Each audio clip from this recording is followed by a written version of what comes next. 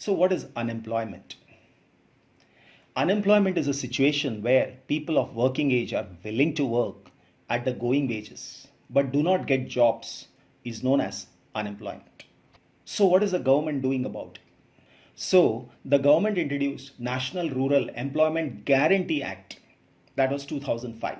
Under this act, the people who are able to and are in need of work are guaranteed 100 days of employment in a year by the government. It was started in the villages of 200 districts and has now been extended to villages in over 600 districts. 1/3 of the total work is reserved for women. So it has benefited the country immensely. Then it is underemployment. Underemployment is a situation in which people are apparently working. That is, it appears to be working, but all of them work less than their potential. Say a graduate or a postgraduate and is doing the work of a bus conductor.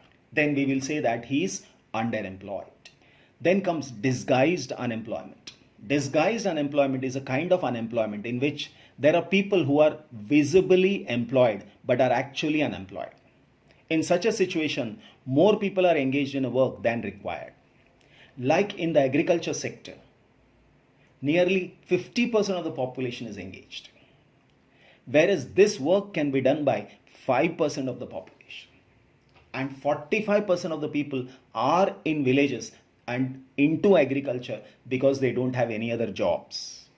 Even if this 45% comes out and get into some other work, all the work will comfortably go on in the country and the production will not decrease. So this will be referred to as disguised unemployment, because in a developed country like US, 2% of the population is into agriculture. Why does disguised unemployment not help to enhance the productivity of the country? The reasons, let us sum up. More than half of the workers in the country are working in primary sector, mainly in agriculture, producing only 1/4 of the GDP. In contrast to this, the secondary and the tertiary sector produce 3/4 of the produce, whereas they employ less than half the people. If we move a few people out from agricultural sector, production will not be affected. These people are disguised, unemployed, and are not productive assets for country. Now, how can employment be increased in both rural and urban areas? The answer is education. Education can create employment in urban as well as rural areas. Second one is the vocational training. Vocational training is a training in any particular skill. That skill will give him immediate job, is vocational training, like a computer DTP course. So vocational training also create massive employment. Then promoting allied activities along with agriculture, something related to that, like horticulture. Horticulture is growing fruits and vegetables. Pisciculture. Pisciculture is fish farming. That is developing fishes in tanks and then selling it. Many of them export in our country through financial assistance from banks. So banks have a role to play. Promotion of small scale industries and self-help groups. In our country, we have plenty of small scale industries, and that is an asset of the country. It is easy to start.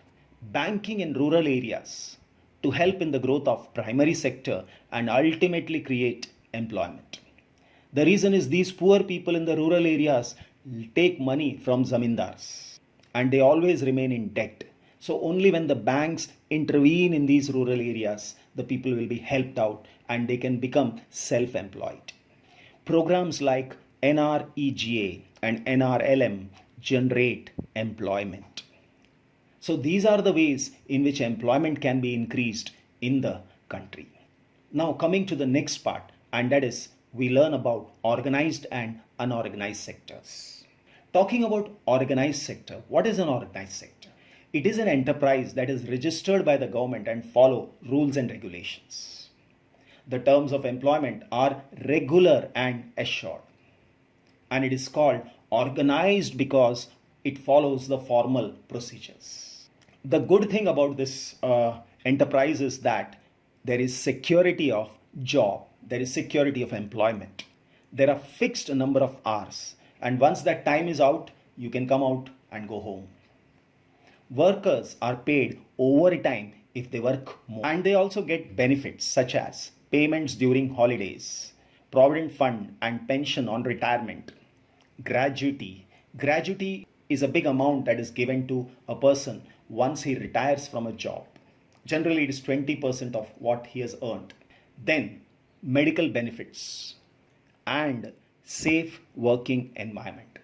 Now, let's understand what is an unorganized sector. An unorganized sector constitutes small and scattered commercial units, and our country has plenty of this, which are outside the control of the government. There are no rules and regulations in the unorganized sector, and jobs here are low paid and irregular. Employment is not secure in this sector. So when I talk about unorganized sector, first of all, it is an enterprise not registered by the government. They have rules and regulation, but these are not followed. Terms of employment are not regular and no assured work. Employment is not secured and workers can be asked to leave without any reason. There is no fixed number of hours and they are not paid overtime. They also do not get benefits like payment during holidays, provident fund, gratuity, medical benefits, safe working environment, pension on retirement, and paid leave. So out of 475 million people employed in India, 82.74% of the people work in unorganized sector. Now we are clear why people like to work in organized sectors. The reason is workers enjoy security of employment and are expected to work only a fixed number of hours. Workers get several benefits from their employers and they get paid leave, payment during holidays, provident fund, gratuity, pension on retirement. Workers get medical benefits and also enjoy facilities like safe working environment and clean drinking water. Why are workers exploited in unorganized sector? The reason is employment opportunities in organized sector have been expanding slowly. So there are very few job opportunities. Many organized sector enterprises are found in the unorganized sector. And the reason behind that is to evade the tax, refuse laws that protect laborers. Since 1990s, large number of workers are losing jobs in the organized sectors. Now, let us come to the final part of the chapter and understand the difference between public sector and private sector. Economic activities on the basis of ownership. So let us understand the difference between public sector and private sector. In the public sector, the ownership of the assets and delivery of services lies with the government. The motive behind running a public sector is welfare of the public. Say, for example, the post office and even the railways. They come under public sector. Then it is private sector. Here, the ownership of assets and delivery of service lies with the private individuals or companies. So in simple words, public sector is owned and managed by the government. Private sectors are owned and managed by the private individuals. Here, what is the motive? The motive is profit. We have all heard of Tatas and Reliance. They are examples of private sector. Now, why is it important for public sector to focus on some areas?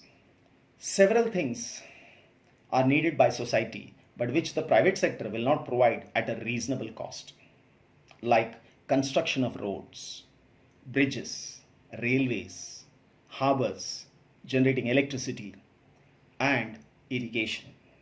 Some areas need spending large amount of money, which is beyond the capacity of private sector. Collecting money from thousands of people who do use these facilities is not easy, and it is done by the government. Even if private sector do provide these things, they would charge a high rate for their use. So the government has to undertake heavy spending and ensure that these facilities are available for everyone. Now, there are some activities by which government has to support the private sector, or they may not continue the production or business. Say, for example, government produces and supplies electricity at a rate which these industries can't afford. Government bears a part of the cost, buys wheat and rice from farmers at fair price, stores it in godown and sells at lower price to consumers through ration shops. Then providing health and education facilities is also government's primary responsibility. like elementary education, safe drinking water, housing facilities for poor, food and nutrition facilities. To conclude, government will also take care of poorest and the most ignored regions of the country through increased spending in such areas. So with this, I conclude the chapter. Thank you.